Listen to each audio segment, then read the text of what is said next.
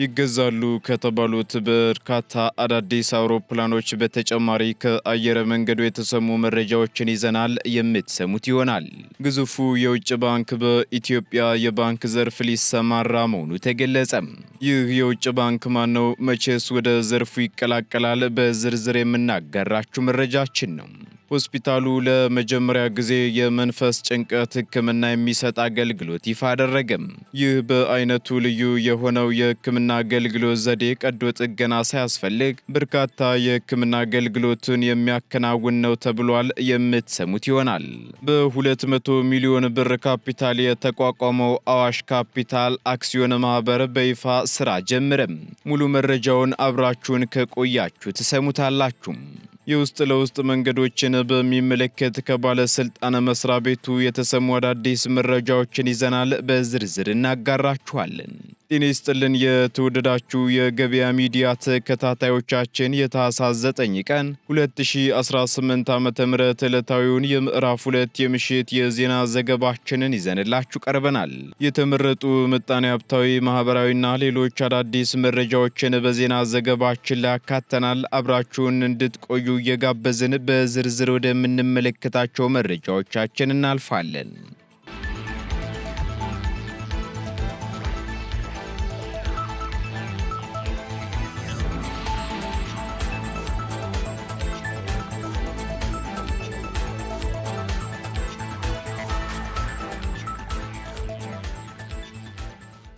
ሆስፒታሉ ለመጀመሪያ ጊዜ የመንፈስ ጭንቀት ሕክምና የሚሰጥ አገልግሎት ይፋ አደረገም። የቅዱስ ጳውሎስ ሆስፒታል ሚሊኒየም ሜዲካል ኮሌጅ የመጀመሪያውን የዲፕሬሽን ወይንም ደግሞ የመንፈስ ጭንቀት ሕክምና ለመስጠት የሚያስችል አገልግሎት ማስጀመሩን አስታውቋል። በኢትዮጵያ ለመጀመሪያ ጊዜ ዘመናዊ የጥበብ ቴክኖሎጂን በመጠቀም የመንፈስ ጭንቀትን ወይንም ዲፕሬሽንን ለማከም የሚያስችል ኢኤምኤስ የተባለ የሕክምና አገልግሎት በሆስፒታሉ በይፋ ስራ ጀምሯል። ይህ በአይነቱ ልዩ የሆነው የሕክምና ዘዴ ቀዶ ጥገና ሳያስፈልግ የጽኑ መግኔቲሳዊ ሞገዶችን ወደ አእምሮ በመላክ የአእምሮ ክፍሎችን በማነቃቃት የሚከናወን ነው ተብሏል። በዚህም ደግሞ የዚህ ሕክምና መጀመር በሀገሪቱ የአእምሮ ጤና እንክብካቤ እየተደረገ ያለውን ስራ የሚያሳይና ለሺዎች ተስፋ የሚሰጥ ትልቅ ምርታ ነው ሲሉ የኮሌጁ አስተዳዳሪ የሆኑት ዶክተር ሙሉቀን ተስፋዬ ተናግረዋል። በተጨማሪም ሕክምናው በተለይም በመድኃኒትም ሆነ በስነ ልቦና ምክር መሻሻል ላላሳዩና ለሕክምና አስቸጋሪ ለሆኑ የዲፕሬሽን ወይንም የጭንቀት ታማሚዎች እንደ አማራጭ የቀረበ መሆኑን ገበያ ሚዲያ ከቅዱስ ጳውሎስ ሆስፒታል ያገኘው መረጃ ያመላክታል። እንዲሁም ደግሞ የነርቭ ስርዓትን በማስተካከል የሚሰራው ይህ ቴክኖሎጂ ከመንፈስ ጭንቀት ባለፈ ለተለያዩ የአእምሮና የነርቭ ህመሞች መፍትሄ እንደሚሰጥም ተገልጿል።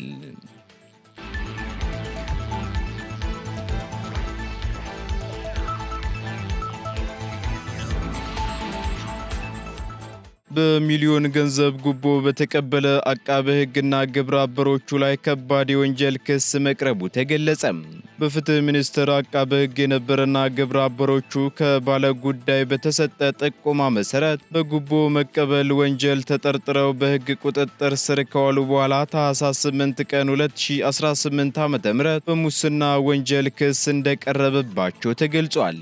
ተጠርጣሪዎቹ በወንጀል ተጠርጣሪ የነበሩ ግለሰብ ላይ የወንጀል ክስ እንዳይቀርብ እናደርጋለን በማለት 1 ሚሊዮን ብር እንዲከፍሏቸው ሲደራደሩ፣ ጠቋሚዎቹ ደግሞ ለፍትህ ሚኒስቴር ከፍተኛ አመራሮች በማሳወቃቸው በተጠርጣሪዎቹ ላይ ከፌዴራል ፖሊስ ጋር በቅንጅት ክትትል በማድረግ ዳር 16 ቀን 2018 ዓ.ም ከግለሰቡ ቤተሰቦች 500 ሺህ ብር ለጊዜው ባልተያዘ ግብረ አበራቸው የባንክ ሂሳብ እንዲገባ አድርገው የጉቦውን ገንዘብ ያስገቡትን ደረሰኝ ሲሰጡ እጅ ከፈንጅ መያዛቸውን ከፍትህ ሚኒስቴር የተገኘው መረጃ ያመላክታል።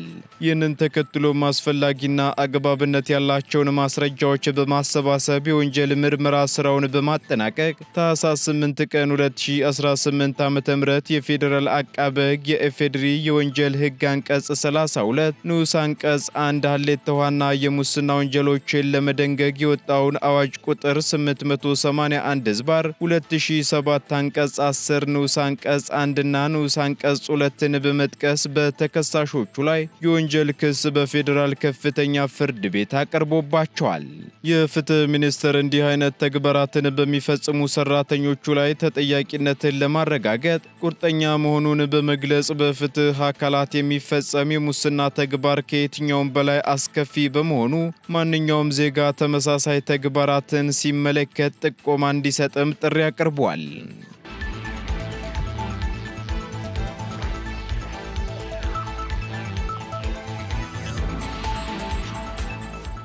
ግዙፉ የውጭ ባንክ በኢትዮጵያ የባንክ ዘርፍ ሊሰማራ መሆኑ ተገለጸም።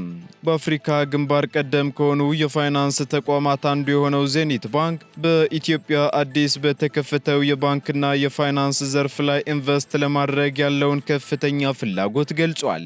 የዜኒት ባንክ የዓለም አቀፍ ገበያ መስፋፋት የቡድን ኃላፊ አኮሉካ ዮዴ አኪንቢኑ ባንኮች በኢትዮጵያ በከፍተኛ ፍጥነት እያደገ ባለው ኢኮኖሚና በተደረጉት የዘርፉ ማሻሻያዎች መሳቡን ገልጸዋል። በዚህም ዋና መስሪያ ቤቱን በሌጎስ ናይጄሪያ ያደረገው ባንኩ በተለይም በዲጂታል የፋይናንስ መፍትሄዎችና በመንግስት የሚመሩ ትላልቅ ፕሮጀክቶችን በገንዘብ በመደገፍ ረገድ ያለውን እድል እያጠና መሆኑን ተናግረዋል። የኢትዮጵያ ኢንቨስትመንት ኮሚሽን ምክትል ኮሚሽነር አቶ ዝናቡ ይርጋ በበኩላቸው ከባንኩ ተወካዮች ጋር በነበራቸው ውይይት ኢትዮጵያ ግዙፍና ታማኝ የሆኑ ዓለም አቀፍ ተቋማትን ለመቀበል ዝግጁ መሆኗን ገልጸዋል። ኢትዮጵያ ከሰሃራ በታች ባሉ የአፍሪካ ሀገራት ውስጥ በኢኮኖሚ ጥንካሬዋ ሶስተኛ ደረጃ ላይ መገኘቷና እየተገነቡ ያሉ ትላልቅ የመሰረተ ልማት ፕሮጀክቶች ለፋይናንስ ዘርፉ ምቹ ሁኔታ መፍጠራቸውንም ምክትል ኮሚሽነሩ አብራርተዋል። ዜኒት ባንክ በአሁኑ ወቅት በኮርፖሬት በችርቻሮና በዲጂታል ባንክ አገልግሎቶች የሚታወቅ ሲሆን ወደ ኢትዮጵያ መግባቱም የሀገሪቱን የፋይናንስ ስነ ምህዳር ለማጠናከርና የካፒታል አቅምን ለማሳደግ ትልቅ ሚና ይኖረዋል ተብሎ ይጠበቃል።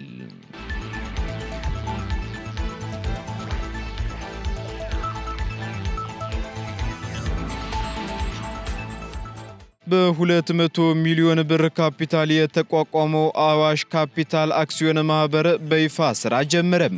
በስራ ማስጀመሪያ ስነ ስርዓቱ ላይ በመገኘት ንግግር ያደረጉት የአዋሽ ካፒታል አክሲዮን ማህበር የቦርድ ሰብሳቢና የአዋሽ ባንክ ዋና ስራ አስፈጻሚ አቶ ፀሐይ ሽፈራው ሀገራችን በፋይናንስ ዘርፍ በታሪኳ ለመጀመሪያ ጊዜ ወደ አዲስ ምዕራፍ በመግባት ዘርፈ ብዙ ለውጦችን እያደረገች በምትገኝበት በዚህ ወቅት የኢትዮጵያ ካፒታል ገበያ ባለስልጣን መቋቋሙ ለቢዝነስ ዘርፉ ትልቅ መነቃቃትን የሚፈጥር ነው ሲሉ ገልጸዋል። የአዋሽ ባንክ ተቀጥላ ኩባንያ የሆነው አዋሽ ካፒታል አክሲዮን ማህበር ሕጉ የሚጠይቃቸውን መስፈርቶችና መመዘኛዎች በተገቢው ሁኔታ በማሟላቱ ሙሉ የኢንቨስትመንት ባንክ አገልግሎት መስጠት የሚያስችለውን ፈቃድ ህዳር 10 ቀን 2018 ዓ.ም ከኢትዮጵያ ካፒታል ገበያ ባለስልጣን መቀበሉን አስታውቀዋል።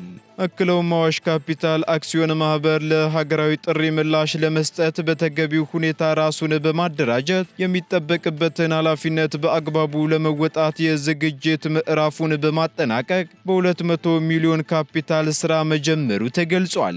አዋሽ ካፒታል አክሲዮን ማህበር የተለያዩ የኢንቨስትመንት ባንክ አገልግሎቶችን ማለትም በድርጅት ፋይናንስና የማማከር አገልግሎት፣ በዋስትና ንግድና የማገናኘት ስራ፣ በምርምርና የገበያ ኢንተለጀንስ፣ በአረንጓዴ ፋይናንስና ከባቢያዊ ማህበራዊና አስተዳደራዊ የማማከር አገልግሎት እንደሚሰጥ የገለጹት ደግሞ የአዋሽ ባንክ አክሲዮን ማህበር ዋና ስራ አስፈጻሚ ዶክተር አንዱዓለም ኃይሉ ናቸው።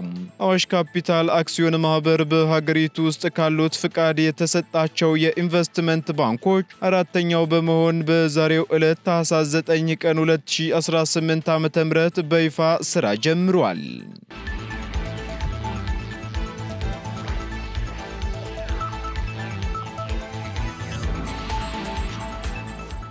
120 አዳዲስ አውሮፕላኖች ሊገዙ መሆኑ ተገለጸ። የኢትዮጵያ አየር መንገድ እያደገ የመጣውን የደንበኞች ቁጥርና የሥራ ስፋት ለማስተናገድ 120 አዳዲስ አውሮፕላኖችን ማዘዙን አስታውቋል።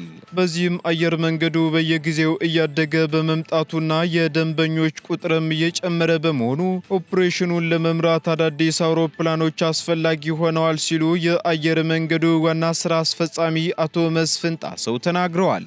በአሁኑ ጊዜም ወደ 120 የሚጠጉ አውሮፕላኖች ትዕዛዝ ላይ መሆናቸውን የጠቀሱት ዋና ሥራ አስፈጻሚው ከታዘዙት ውስጥ ደግሞ ትናንሽ የሚባሉ አውሮፕላኖችን እንደ አውሮፓውያን አቆጣጠር ከ2026 ጀምሮ መረከብ እንደሚጀመር መናገራቸውን አዲስ አድማስ አስነብቧል። በተጨማሪም ትላልቅ አውሮፕላኖችን ደግሞ ከ2028 ጀምሮ ባሉት 3 ዓመታት ውስጥ ለመረከብ መታቀዱን ገልጸዋል። እንዲሁም በ2030 ርክክብ የሚደረግባቸውን አውሮፕላኖች ደግሞ ከአሁኑ ለማዘዝ ከቦይንግ ከኤርባስ እና ከሌሎች ኩባንያዎች ጋር ድርድር እየተደረገ መሆኑን ጠቁመው ድርድሩም በፈረንጆቹ 2026 የመጀመሪያ ወራት ላይ ውሳኔ ላይ ይደርሳል ተብሎ እንደሚጠበቅም አመላክተዋል። በአፍሪካ ግዙፍ አየር መንገድ የሆነው የኢትዮጵያ አየር መንገድ ሰሞኑን አንድ ተጨማሪ የቦይንግ 787-8 ድሪም ላይነር አውሮፕላን መረከቡ ይታወሳል።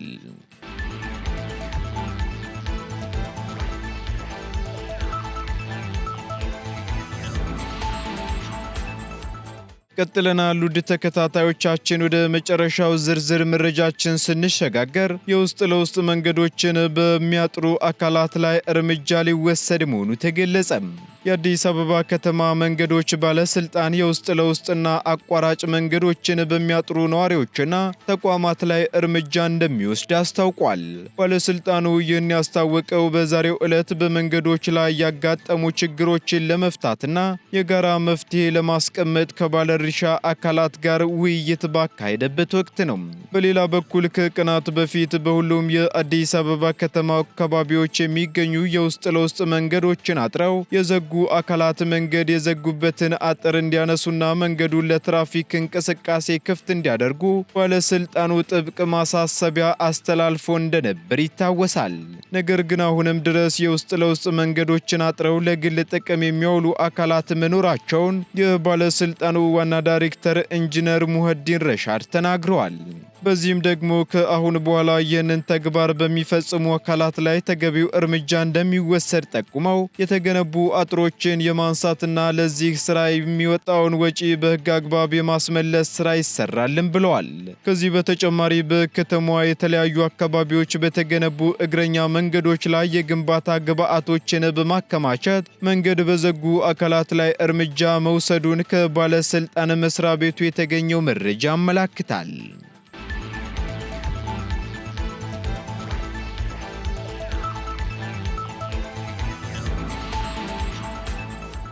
የተወደዳችሁ የገበያ ሚዲያ ተከታታዮቻችን ለምዕራፍ 2 ያዝንላችሁ ኢኮኖሚያዊና ማህበራዊ መረጃዎቻችን እነዚህን ይመስሉ ነበር። አዳዲስ እንዲሁም ትኩስ ኢኮኖሚያዊና ማህበራዊ መረጃዎቻችንን ለማግኘት ታዲያ የገበያ ሚዲያን እንድትወዳጁ እንጋብዛለን። ሰናይ ጊዜን ተመኘን።